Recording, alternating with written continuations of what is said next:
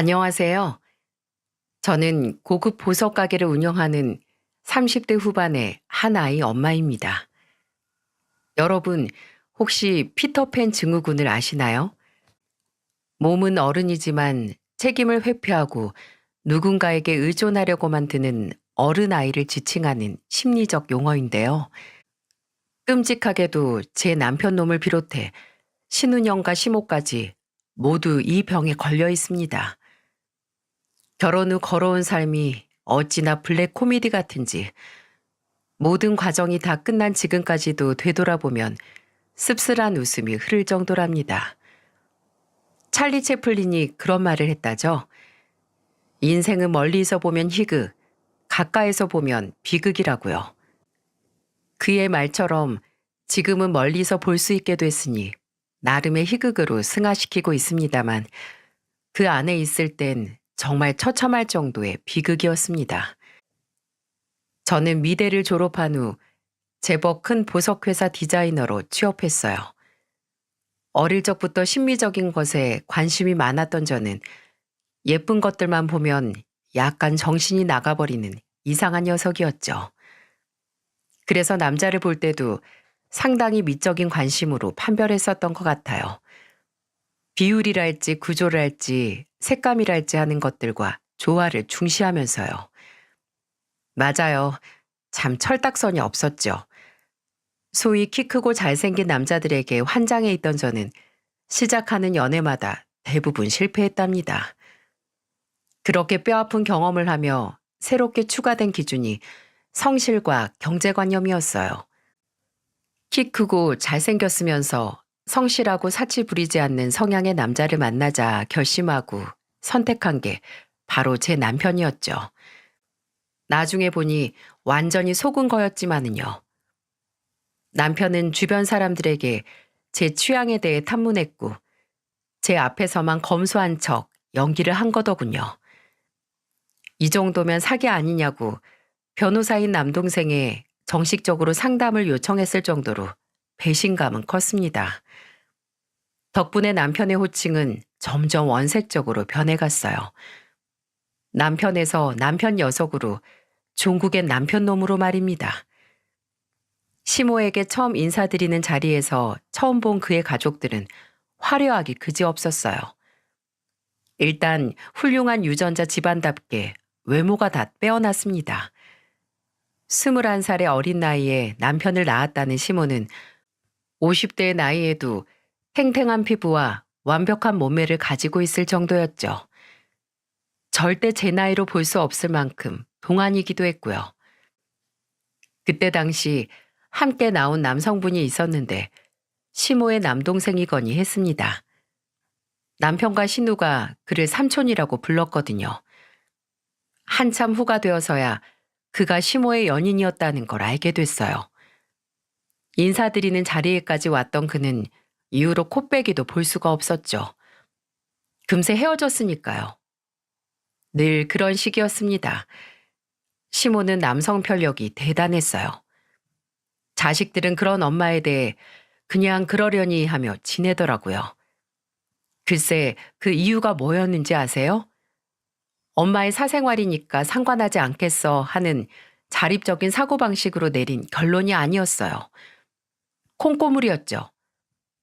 연애를 시작하면 시모는 남자에게 늘 명품백 한두 개는 받아냈고 그런 과정에서 남편과 신우에게도 선물 세례를 퍼부었던 거였어요. 둘은 그 패턴에 열광하고 있었고요. 정말 기가 찰 노릇이었죠. 남편이 19살이던 해 시모는 이혼했다고 해요. 그러면서 아이들과 함께 안양의 외곽으로 이사했다더군요. 시댁은 그때부터 살림이 그다지 여유롭지 않은 것 같았어요.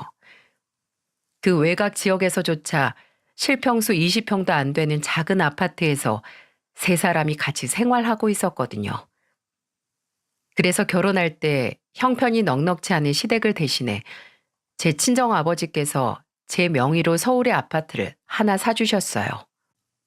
당시에 남편은 아버지께 넙죽 엎드리며 연신 감사하다는 말을 했죠. 앞으로 정말 잘하겠다는 말을 입이 닳도록 하면서요. 경기권으로 한 번 나가면 서울로 되돌아오기 어렵다고들 하는데 자신은 서울로 다시 입성했다며 어찌나 기뻐하던지 옆에 있던 저까지 슬며시 미소가 지어질 정도였습니다. 당시엔 남편에게 흠뻑 빠져서 똥인지 된장인지도 구분 못하던 시절이라 그 모습이 그렇게 귀여울 수가 없더라고요. 타임리스 영화 속 주인공처럼 시간을 돌려 당시의 저를 만날 수 있다면 뭣도 모르고 행복해하는 저의 등짝을 후려치며 제발 정신 차리라고 욕이라도 한 반 해주고 싶은 심정이랍니다. 결혼 이후 남편은 서서히 제 본색을 드러냈습니다. 대기업에 다니고 있긴 했지만 기본 자산이 없는 집안이라 돈을 마음 놓고 펑펑 쓸 수 없었는데도 그는 씀씀이가 아주 대단했죠. 제 입이 다물어지지 않을 만큼이요. 그가 남편 녀석에서 남편 놈으로 위치가 강등된 사건 하나를 말씀드려 볼게요. 지금 생각해도 참 어처구니가 없던 일인데요. 여느 때처럼 월말 정산을 하던 저는 남편 놈 카드값이 850만 원 정도 나온 걸 발견했습니다. 고지서를 보고 눈이 튀어나오려고 하는 저에게 남편이 별거 아니라는 듯 말하더군요.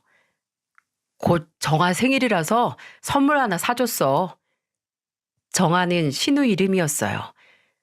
이 신우도 곧 신우년으로 강등되지만 이때까진 그래도 사람 취급은 받고 있었을 때였죠. 아니 뭘 사줬기에 카드값이 이렇게 나와. 중고차라도 한 대 뽑아준 거야? 생일에 중고차가 뭐야 중고차가. 그냥 가방 하나 사줬어. 조그만한 걸로. 고지서 내역을 자세히 살펴보니 디올로 500만 원이 찍혀 있더군요. 순간 이 남자가 미친 거 아닌가 싶었습니다. 당신 월급 얼마인지 잊은 거야? 대체 이 돈 어떻게 내려고? 그러자 남편이 애교스럽게 달라붙으며 말하더군요. 당신이 내주면 되지. 안 그래? 이게 무슨 거지근성인가 싶어서 저는 단호하게 말했어요. 안 그래. 그러게 분수에 맞게 썼어야지. 당신이 저지른 일은 당신이 책임져. 난 일체 관여 안 할 테니까. 에이, 우리가 남이야? 왜 이렇게 빡빡하게 굴어? 그래? 그럼 나도 내 동생 선물로 백화점 가서 스테파노 리츠 정장 하나 살게. 이번에 로펌에서 팀장으로 승진했다고 해서 안 그래도 선물 하나 사려고 했거든. 당신이 대신 내 카드값 내줄 거지? 남도 아니고 가족이니까 서로 바꿔서 내주면 되겠다. 스테파노 리치는 명품 정장 브랜드라서 한 벌에 1,000만 원에서 2천만 원까지 하는 고가 브랜드였죠. 그랬더니 삐져서 며칠 동안 말을 안 하더군요. 그러거나 말거나 내버려 두었습니다. 제 아버지의 자산을 믿고 은근히 그렇게 손 벌리는 게 꼴보기 싫었거든요.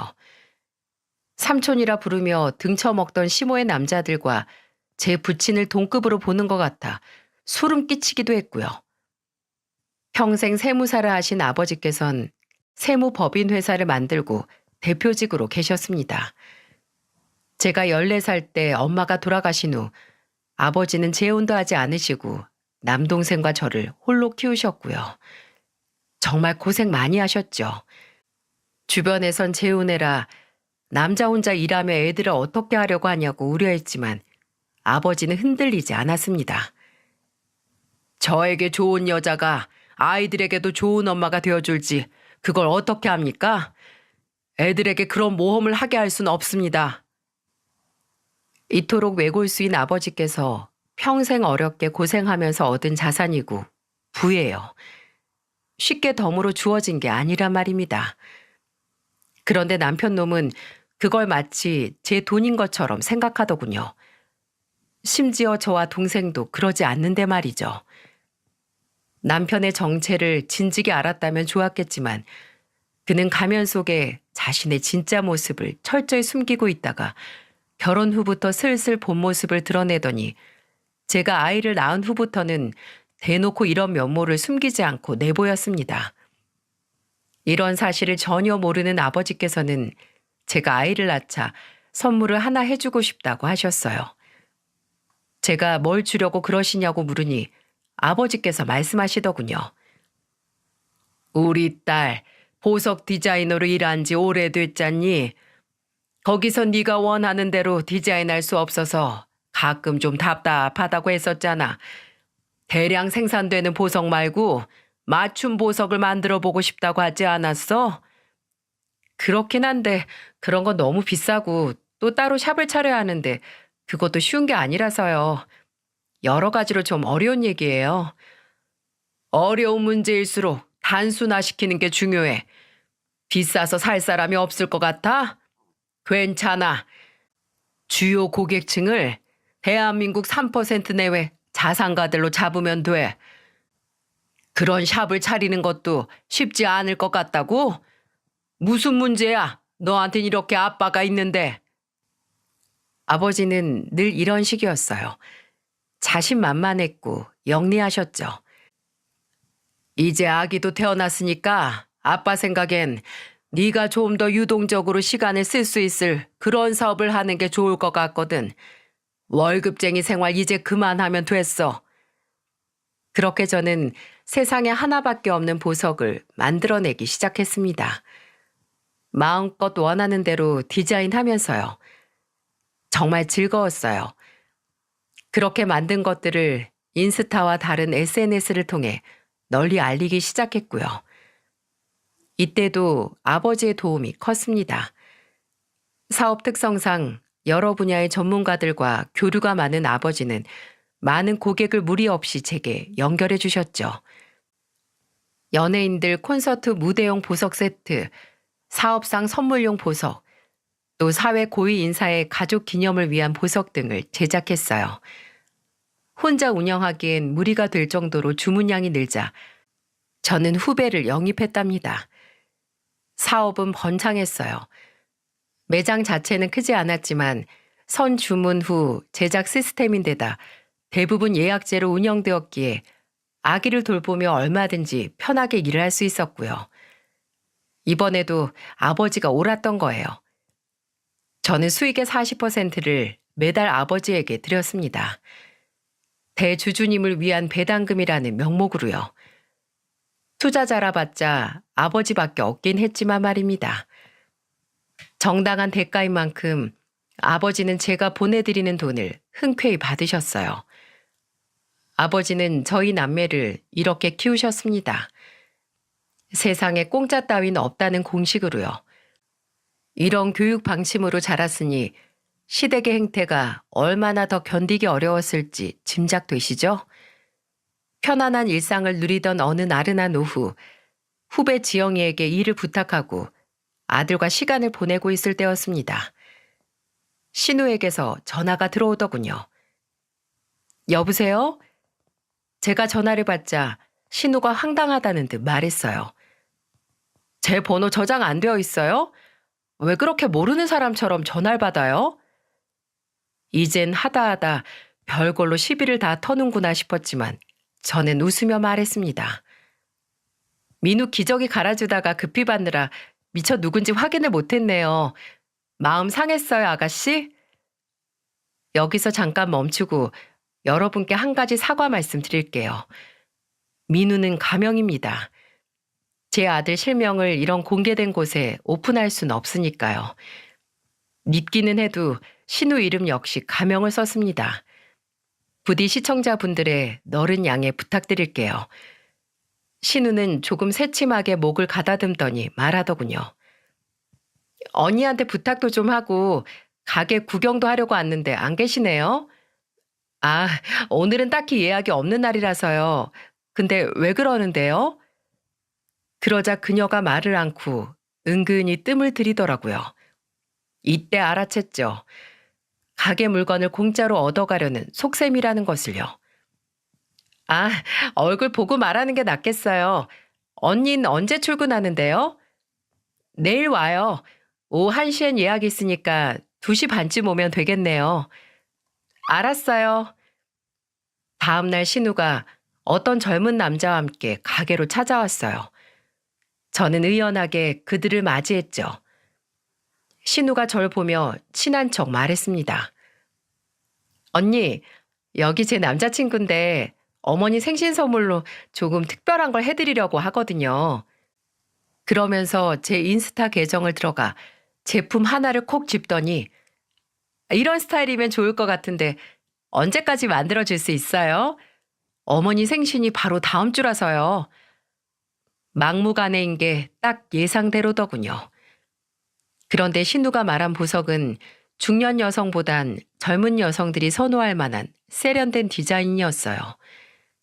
남자친구라는 사람이 바람을 피우며 여기서 딴 여자 보석을 얻어가려는 건가 하는 의심부터 들었죠.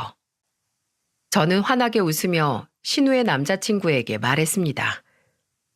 어머, 이거 상당한 고가 제품인데 젊은 분이 능력까지 출중하신 모양이네요. 뭐 우리 아가씨라면 이런 분과 잘 어울릴 거라 예상하긴 했지만 저는 일부러 말끝을 늘리며 말을 이었습니다. 전문가 입장에서 추천하자면 어머니 연령대는 이런 디자인보단 이런 거 아니면 요런 게 더 반응이 좋거든요. 제가 보여준 다른 스타일의 보석들을 보며 그가 살짝 인상을 쓰더군요. 왜요? 마음에 안 드세요? 네, 저는 아까 정아가 보여드린 그 보석이 제일 마음에 들어서요. 손님이 원하는 대로 그럼 해드려야죠. 어머님 호수는 어떻게 될까요? 그가 선택한 건 반지였기 때문에 사이즈를 알아야만 했어요. 9호입니다. 이걸로 의심이 확신으로 바뀌었습니다. 이건 어머니 선물이 아니라고요. 중년 여성은 체형이 아무리 작은 사람이라도 세월이 지나며 손마디가 굵어지는 게 자연스러운 현상이라 그런 사이즈는 보통 아가씨들의 것이거든요. 제 느낌엔 이놈은 다른 여자를 주려고 이 반지를 사는 것이 분명했죠. 저희는 선수금으로 제품가의 70%를 받고 있습니다. 완성된 후 찾아가실 때 30%의 금액은 따로 주시면 되고요. 결제는 어떻게 도와드릴까요? 그러자 남자가 신우를 쿡쿡 찌르더군요. 신우가 짜증스러운 목소리로 제게 말했어요. 언니, 지금 그 돈을 다 받겠다는 거예요? 가져간 데까지 장사해요, 언니는? 어머, 아가씨, 이분이 아가씨 주려고 반지를 구매하는 게 아니잖아요. 게다가 이분은 아직 제 가족도 아닌걸요? 그리고 원석 사오는 데만 돈이 얼마나 드는 줄 아세요? 최고급 자재를 써서 최고의 세공으로 원하는 디자인의 제품 만들어 드리고 있다고요. 여기서 구매하는 분들은 이게 얼마나 합리적인 가격인지 다 아시던데 왜 모르실까, 아가씨는? 남들하고 똑같은 돈 주고 사려면 제가 왜 굳이 언니네 가게까지 찾아왔겠어요? 안 그래요? 톡 쏘는 신우에게 대꾸하지 않고 같이 온 남자를 향해 제가 물었습니다. 어머님 선물로 예산은 얼마나 잡으셨어요? 그가 우물쭈물하며 말하더군요. 한 20만 원 정도요. 그러자 신우가 소리치더군요. 그냥 하나 해줘요. 내가 직접 왔잖아요. 근데 무슨 돈을 받겠다는 거예요? 언니 정신 나갔어요? 아가씨야말로 정신 나갔어요? 여기 유일한 투자자인 제 아버지가 오시더라도 정가로 물건값 내고 사가는 곳이에요. 20만 원 예산이면 근처에 중저가 체인 주얼리샵 있어요. 거기로 가셔서 금액에 맞는 적당한 거 고르시면 되겠네요. 그렇게 그들을 내쫓았습니다. 제가 좀 너무한 것 같으세요? 아니요. 여러분이 만약 저를 욕하신다면 시댁 식구들의 속물근성을 모르셔서 그러시는 걸 거예요. 이미 그들에게 너무 많이 당했던 터라 더는 당하지 않겠다고 결심한 시점이었거든요. 이후 신우도 더는 저를 상대하지 않았는데 저로서는 오히려 고마울 따름이었죠. 나중에 우연히 알게 된 사실인데 그놈이 딴 여자와 바람을 피우고 있던 게 맞았더군요. 신우가 남편에게 전화해 우는 소리로 하소연을 하는 걸 듣게 됐거든요. 이렇듯 저는 나름대로 잘 살고 있다고 생각했어요. 앞으로 닥칠 힘겨운 일은 상상도 하지 못한 채로 말입니다. 제 인생 최악의 사건이 그들이 제게 또 빨대를 꽂을 좋은 빌미가 될 거라고 그 누가 예상이나 했겠어요? 우선 제 인생 최악의 사건부터 말씀드려야겠네요. 다리에 힘이 빠질 만큼 청천벽력 같은 그 소식부터요. 하늘도 무심하시지. 차라리 다른 문제였다면 그렇게까지 마음이 무너지진 않았을 텐데. 저의 정신적 지주이신 아버지께서 위암 선고를 받으셨습니다. 아버지는 관련 영역 최고의 의료진에게 최대한 빠른 일정으로 수술을 받으셨고 수술은 아주 잘 되었다고 했습니다. 암이라는 게 처음 수술이 잘 되었다고 하더라도 5년 이내 재발하면 급격한 전이 증상으로 목숨을 잃을 수도 있는 무서운 병인지라 우린 안심할 수가 없었죠. 정말 그땐 하루하루 기도하는 마음으로 살았던 것 같아요. 아버지는 동생과 저를 불러놓고 말씀하셨습니다. 이곳 생활 모두 정리하고 고향인 전라도로 가련다. 전원주택 하나 이미 구해뒀어. 회사도 넘기기로 했고. 세상 누구보다 열정적으로 일하던 아버지는 병마와 싸우며 인생의 의미에 대해 다시 생각하신 듯 했어요. 동생과 저는 아버지가 어떤 결정을 하시든 지지하고 응원할 준비가 이미 되어 있었습니다. 너희도 알다시피 내겐 오랜 시간 좋은 감정으로 함께 온 사람이 있어.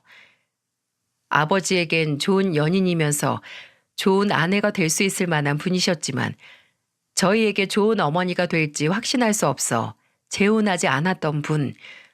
잘 알죠, 누군지. 그분은 아버지 회사 초창기부터 사무 보조 업무를 맡고 계시는 직원 중 한 분이셨습니다. 너희들도 성인이니까 이젠 나도 그 사람과 여생을 함께하고 싶다. 남동생이 저와 잠시 눈빛을 나누더니 말했습니다.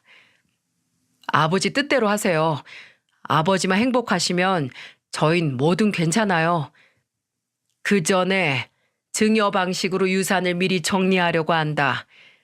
가족끼리 돈 문제로 얽히는 것처럼 추한 것도 없잖니. 너희 두 사람에게 증여세 제외하고 10억 원씩 나눠주려고 한다. 세금에 관한 한 아버지는 제가 아는 최고의 전문가시니 잘 알아서 하시리라는 걸 알고 있었죠. 얼마 지나지 않아 말씀하신 대로 통장엔 10억의 돈이 찍혀 있었습니다. 그런 후 아버지는 가족들과 함께 간단히 식사하는 것으로 예식을 대신하셨고요. 그 후 예정대로 고향인 전라도 주택으로 그분과 함께 바로 내려가셨고요. 문제는 그 이후에 드러났습니다. 되짚어 보면 당연했어요. 진상이 괜히 진상이겠어요? 진상짓을 하니 진상인 거죠. 이젠 여러분도 저희 시댁 쪽 식구들 성향에 대해 파악되셨을 테니 무슨 일인지 대충 예상되시겠죠? 아버지가 제게 증여한 10억 원에 시모와 남편 놈이 눈독을 들인 것이었어요. 아버지께서 암으로 투병하실 땐 쥐뿔 신경도 안 쓰던 인간들이 이제 와서 돈 욕심엔 그렇게 열정적이니 우습지도 않더군요. 그 전에 전혀 예상치 못한 일이 일어난 건 1년 전쯤이었어요. 남편이 어떤 노신사와 함께 걷고 있는 걸 우연히 보게 됐죠. 저는 깜짝 놀라고 말았습니다. 그분은 지금껏 제 샵에서 팔린 그 어떤 보석보다도 더 고가의 제품을 주문한 손님이셨거든요. 시치미를 뚝 떼고 남편에게 물어봤어요. 아까 같이 걷던 신사분 누구셔? 봤어? 우연히. 아빠야, 친아빠. 너무 놀라 입을 다물 수가 없었습니다. 제가 누군지 알고 일부러 제 가게로 오셔서 보석을 주문하신 건지 아니면 지독한 우연인 건지 당시 저로서는 도무지 알 수가 없었어요. 하지만 진실은 곧 밝혀졌답니다. 그분이 주문한 물건을 찾으러 오신 바로 그날 말입니다. 그분께선 점잖은 목소리로 제게 말씀하셨어요. 남은 30% 대금도 바로 결제할게요. 남편의 아버님은 시모와 달리 지적인 느낌의 고상한 분이셨답니다. 그런 그분께 저는 조심스럽게 말씀드렸어요. 따로 결제 안 하셔도 됩니다, 아버님. 제가 누군지 어떻게 아셨죠? 아주 우연히 알게 됐어요. 그보다 가족분이 제품을 구매할 경우 원석과 기본 세공비만 받고 있어서요. 추가 결제는 안 하셔도 되니까 부담 갖지 않으셔도 돼요. 그분은 제가 며느리라는 사실을 알고 찾아오신 거였죠. 신우년이 막무가내로 찾아와 똥값에 제 보석을 가로채려고 했을 때와 달리 아버님께는 제가 알아서 가격을 낮춰드렸습니다. 그러자 그분이 제 호의를 정중히 거절하시더군요. 말씀은 감사합니다만 이건 제 며느리에게 선물할 거라서요. 제 값을 치르고 싶으니 양해해 주세요. 네? 예상치 못한 말씀에 저는 너무 당황하고 말았습니다. 나에게 할아버지가 되는 기쁨을 선사해 줬는데 이 정도는 약소하죠.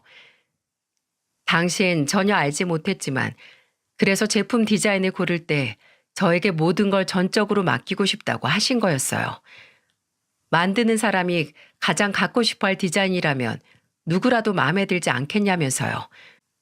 고개를 숙여 예를 표하며 제가 아버님께 말씀드렸습니다. 감사합니다. 정말 소중히 잘 사용할게요. 그리고 말씀 낮추세요. 시아버님께서 며느리에게 이런 극존칭을 쓰시다니 제가 몸둘 바를 모르겠어요.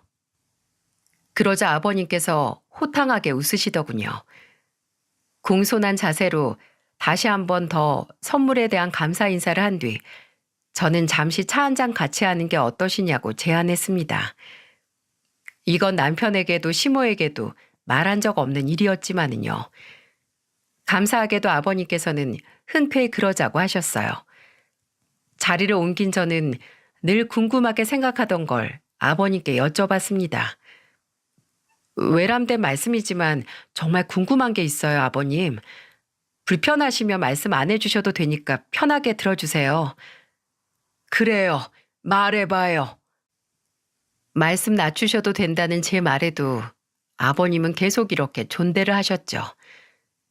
두 분의 이혼 사유에 대해 여쭤봐도 될까요? 아버님은 잠시 고민하시는 것 같았습니다. 왜 안 그러셨겠어요? 지금 이 사연을 듣고 계신 여러분도 의아하실 수 있다고 생각돼요. 제가 굳이 아버님께 왜 이런 질문을 했을까 하고 말이에요. 처음 시모에게 인사드리러 간 자리에도 이른바 삼촌이라 불리던 정체 모를 남성이 있었다고 말씀드렸었죠. 이후로 제가 알게 된 삼촌만 5명이 넘어요. 물론 연애 기간도 모두 짧았고요. 저와 남편이 결혼하기 이전에도 무수한 삼촌들이 거쳐간 것 같은데 문제는 재혼에 대한 거론이 너무 쉽게 된다는 것이었어요. 연애 기간이 단 6개월만 넘어가도 시모는 재혼하겠다며 설레발을 쳤고 남편 놈은 그런 시모에게 결혼 선물을 하자며 분수에 맞지도 않는 것들을 사내놓으라고 제게 견적서를 들이밀었거든요. 이것으로 인한 스트레스가 이만저만이 아니었어요. 이 집안 인간들은 제 돈을 빨아먹으려고 저랑 결혼한 게 아닐까 싶을 만큼 뻔뻔하게 굴었죠. 마치 제 한계를 시험이라도 하는 것처럼요. 덕분에 시모에게 새로운 삼촌이 생겼다는 소리만 들어도 아주 노이로제 걸릴 지경이었어요. 만약 두 분의 이혼 사유가 시모의 이런 남성 편력 때문이라면 아버님께 조언을 구하고 싶었거든요. 친정 아버지께는 차마 이런 것까지 말씀드릴 수 없었어요. 암 수술을 하시고 요양하고 계신 분께 저의 이런 문제까지 안겨드리고 싶진 않았으니까요. 아버님은 한참 만에 조심스러운 목소리로 말씀하시더군요. 그 집 며느리로 살기 많이 힘들죠? 어렵지 않게 예상되네요. 얼마나 힘들지. 목이 탔는지 차를 한 모금 드신 후 아버님께서 말씀을 이어가셨어요. 가장 큰 이유는 2가지였어요. 바람과 사치요. 역시 그랬군요. 시모는 유책 배우자인 만큼 아버님께 정신적 피해 보상을 위한 위자료를 드려야 했기 때문에 재산 분할을 통해 받은 금액의 상당한 부분을 토해놔야 했다더군요. 이혼 후에도 아버님은 통상적인 액수보다 많은 돈을 매달 양육비로 지급하셨다고 했어요. 그게 아이들에게 들어갈 거란 희망은 거의 없었지만 달리 방법이 없었다고 하시더군요. 양육권 소송은 따로 안 하셨던 거예요? 했지만 졌어요. 저는 잘 이해가 되지 않았죠. 유책 배우자를 상대로 친권 소송에서 질 수 있다는 게 말입니다. 의아해하는 저를 위해 아버님이 설명해 주시더군요. 법이란 게 그래요. 어릴 땐 어머니 쪽이 유리하고 커서는 본인 의견이 중요하죠. 아이들은 혼자 잘 살아갈 수 있는 아빠보단 유약한 엄마의 버팀목이 되는 걸 선택한 거예요. 저는 아버님께 조심스럽게 제 고민을 꺼내놓았어요. 처음 만나서 이러는 게 실례라는 생각이 들었지만 지푸라기라도 잡고 싶은 심정이었거든요. 실은 아버님 예상대로 저 많이 힘들어요. 이번에는 제가 긴장으로 목이 타 말을 멈추고 차를 한 모금 들이켰어요. 어머니께서 연애 상대가 바뀔 때마다 계속 재혼에 관한 언급을 하시고 그럴 때마다 남편은 무리할 정도로 큰 액수의 선물을 제게 요구해요. 정말 어떻게 해야 할지 모르겠어요. 막상 입 밖으로 꺼내고 보니 서러움이 밀려와 저도 모르게 목이 메었습니다. 그런 저를 안쓰럽게 바라보시던 아버님께서 말씀하시길 며느님의 고충 충분히 이해합니다. 그런데 끌려가선 안 돼요. 단호해져야 합니다. 이런 얘기 듣기에 따라선 불편할 수 있겠지만 단지 그 사람을 먼저 겪어본 선배 입장으로 얘기하자면 그래요. 요구하는 액수는 어떤 이유를 달든 계속 커질 거예요. 감당할 수 없을 만큼 혹은 더는 내어줄 수 있는 게 없어질 때까지 말입니다. 아버님은 상의 안쪽 주머니에서 명함을 한 장 꺼내더니 제게 주시더군요. 언제든 힘든 일 있거나 도움이 필요하면 연락하라고요. 저는 감사하다며 그 명함을 받아들었습니다. 시모는 이런 분까지 나가 떨어지게 할 만큼 굉장했던 건가 봐요. 이 대화를 계기로 저의 전투력은 급상승되었답니다. 더는 절대 당하지 않으리라 돌아가신 엄마를 걸고 맹세할 만큼이요. 이젠 끔찍했던 그 일을 자세히 말씀드릴 때가 됐네요. 시모한 남편놈이 한 편을 먹고 저를 털어먹으려고 한 역대 최고 금액의 사건을 말입니다. 시아버님의 말씀이 맞았어요. 그들은 제가 더 내어줄 게 없을 때까지 절 몰아붙일 작정이었던 거예요. 저만 꾸역꾸역 버틴다고 될 일이 아니었던 거죠. 시모가 이번엔 남자와 1년 3개월을 만났다고 해요. 이례적으로 오래간 연애라는 건 인정하겠습니다. 또 재혼하시겠다네요. 그래요. 안 말려요. 근데 왜 제 아버지가 제게 남긴 돈을 넘보는 거죠? 미쳐도 곱게 미쳐야지. 이건 아니잖아요. 남편이 집에 들어오자마자 빅 뉴스를 발표하기라도 하는 듯 흥분이 가득한 목소리로 말했습니다. 여보, 나 엄마 재혼 선물로 드릴 아파트 하나 계약하고 왔어. 서울에 있는 건데 금매로 나와서 9억밖에 안 하더라고. 계약금 넣고 왔으니까 아파트 잔금 말일까지 입금해. 들어보니 이건 빅뉴스가 아니고 빅엿이더군요. 어따 대고 입금하라 마라 명령 지를까요? 그 돈이 네 돈이세요? 라고 말하고 싶었지만 잠시 마음을 가다듬고 차분하게 말했습니다. 9억이 네 집 애 이름이야? 계약금이 9천이었을 텐데 그걸 넣었다고? 당신 돈 많다. 돈이 많아서 넣었겠니? 딴 사람한테 뺏길까 봐 급하게 넣었지. 그래, 그런 마음으로 잔금도 당신이 급하게 넣어주면 되겠다. 남편의 표정이 확 구겨지더군요. 지가 어디서 인상을 씁니까? 저도 이렇게 멀쩡한 표정인데 말입니다. 왜 또 이렇게 잔뜩 꼬여서 그래? 당신 돈 있잖아. 아버님이 주신 거. 그걸로 우리 노후에 투자한다고 생각해. 우리 노후 투자를 왜 어머님 신혼집으로 하는데? 게다가 어머님 형편에 서울에 있는 9억짜리 아파트가 말이 돼?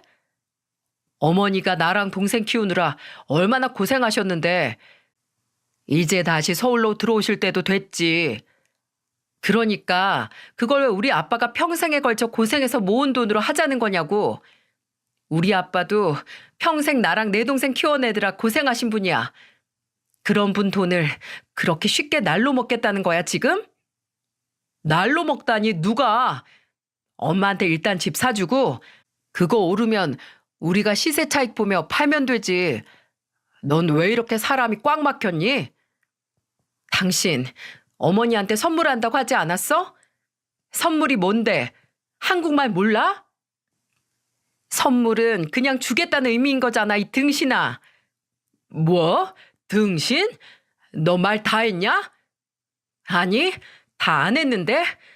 마음 같아서 내가 아주 쌍욕을 하고 싶은데 애 아빠에 대한 예우로 최대한 참고 있는 거야, 지금. 돈 좀 있다고 유세 떨어 너? 얼굴이 벌겋게 상기된 채로 남편이 소리를 지르기에 제가 웃으며 그랬습니다.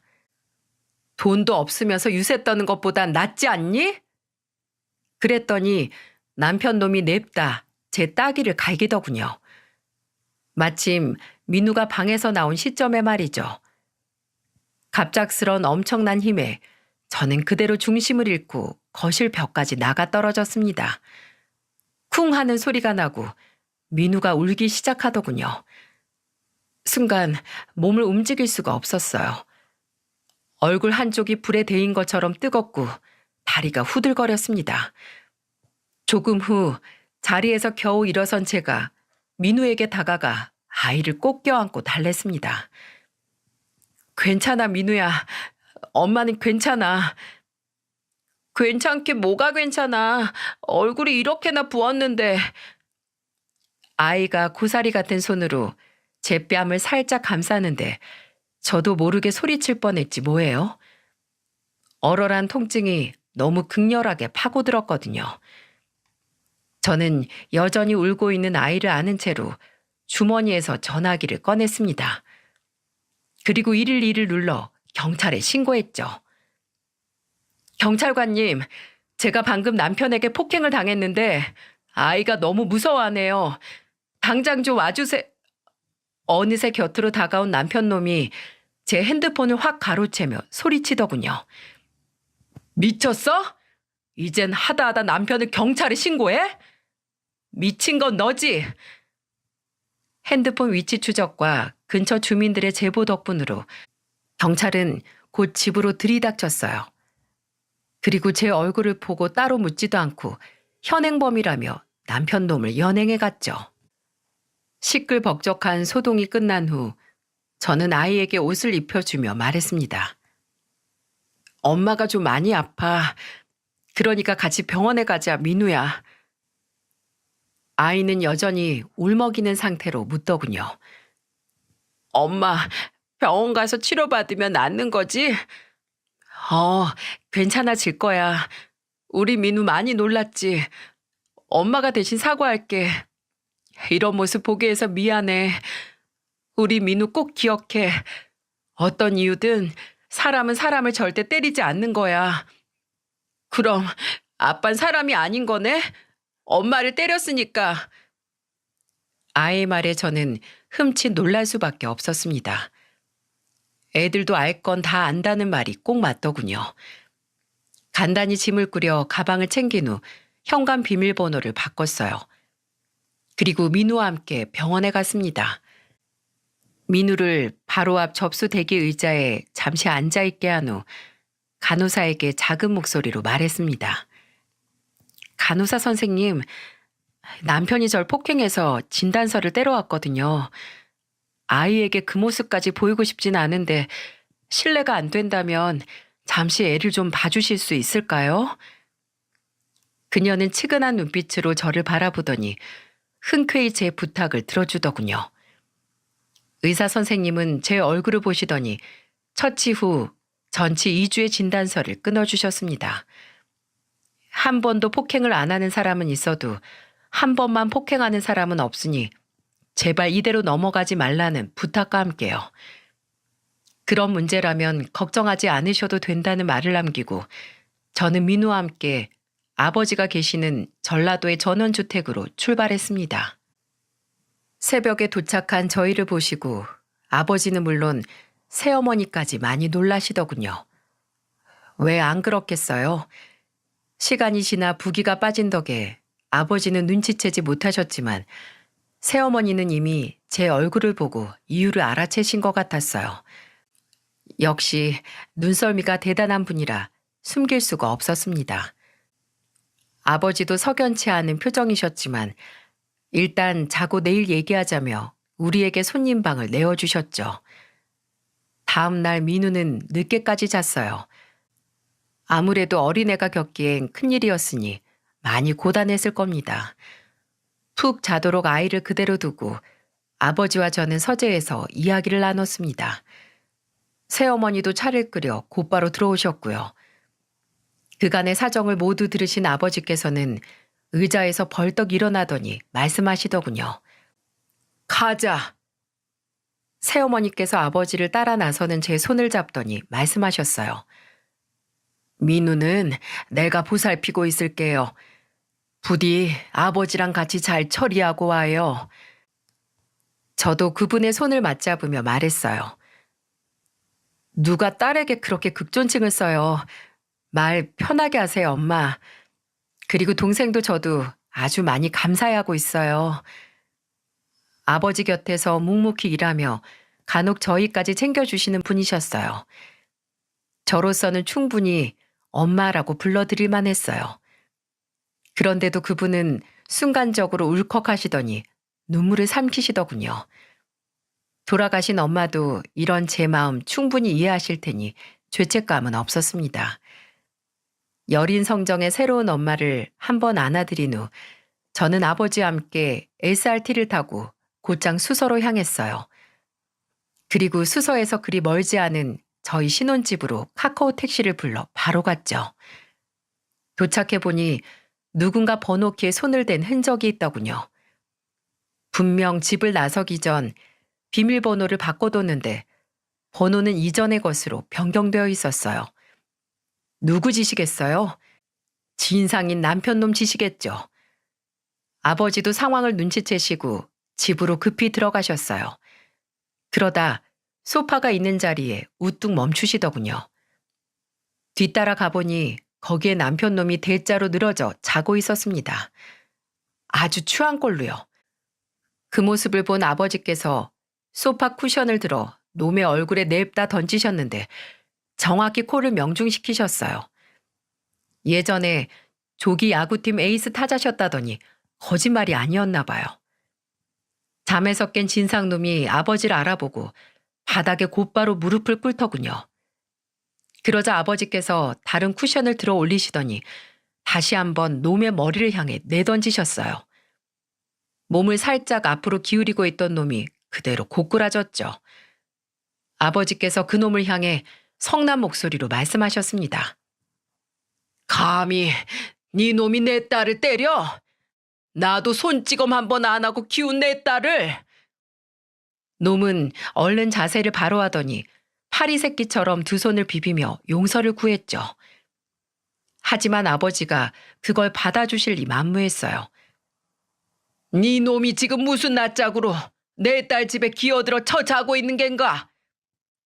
그러자 놈이 덜덜 떨리는 목소리로 말하더군요.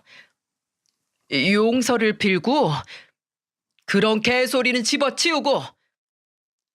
아버지 이런 모습은 난생 처음이었어요. 항상 다정하고 단정한 분이셨으니까요. 남편 놈도 당황했는지 아버지의 눈치를 살피며 비굴하게 말하더군요. 제 짐을 챙겨서 나가려고 왔습니다. 일단 나가서 민우 엄마 마음이 풀릴 때까지. 아버지가 그의 말을 끊더니 냉정한 목소리로 말씀하셨어요. 짐 챙기러 왔다며 뭐하나? 짐 안 챙기고. 네, 지금 챙깁니다, 아버님. 고 남남될 처지에 그런 호칭은 생략하고 어서 할 일이나 하고 내 딸 집에서 꺼지게. 꼴도 보기 싫으니까. 그는 볼멘 소리로 뭔가를 더 말하려다가 아버지의 표정을 보더니 아 뜨거워라 하듯 얼른 안방으로 들어갔습니다. 그가 방으로 들어가자마자 아버지께서 전화기를 들어 평소 습관대로 스피커폰 설정으로 누군가에게 전화하시더군요. 안녕하세요, 사장님. 부탁드릴 게 있어서 전화드렸는데 잠시 통화 되십니까? 네, 말씀하세요, 대표님. 지금 문자로 주소 찍어드릴 테니 짐 좀 바로 옮겨주실 수 있을까요? 안양으로 가면 되고 비용은 착불입니다. 네, 바로 가도록 하겠습니다. 마찬가지로 스피커폰으로 아버지께서는 이번엔 시모에게 전화를 거셨어요. 시모가 반가운 목소리로 바로 전화를 받더군요. 어머나, 사돈어른 잘 지내셨나요? 그쪽 아들이 내 딸 아이에게 손찌검하는 놈이란 걸 알게 됐는데 내가 설마 잘 지내겠습니까? 네? 내 딸 집에 있는 그쪽 아들 짐 곧바로 빼서 안양 집으로 보낼 테니 비용 처리하십시오. 이후 이혼 절차에 관한 모든 내용 증명은 로펌을 통해 갈 겁니다.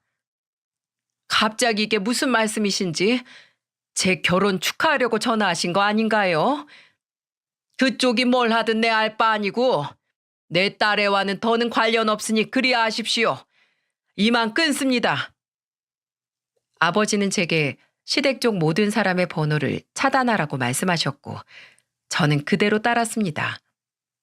그리고 로펌의 이혼 전문팀의 도움을 받아 5개월에 걸친 기나긴 법정 다툼을 끝으로 남편놈과 인연을 끝냈죠.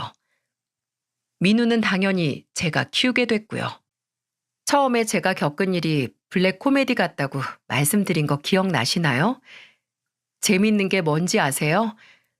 상황이 불리해지자 남편놈이 같은 편이던 시모를 배신했다는 거예요. 시모의 재혼 선물이라며 계약한 아파트엔 현재 그놈이 들어가 산다고 하더군요. 너무 웃기지 않나요? 언제는 우리 엄마 했던 놈이 막상 이혼하니까 지 실속 차리려고 지 엄마 버리고 자기만 잘 살겠다는 심보 말이에요. 시모는 시모대로 빨리 그 집 내놔라, 죽이네 사네 이러고 있고 아주 웃긴 개그맨들이었습니다. 이런 사람들 때문에 우리나라 개그 프로그램이 폐지됐나 싶기도 하다니까요. 세상에는 이렇게 웃긴 족속들이 많이 있으니까 말이죠.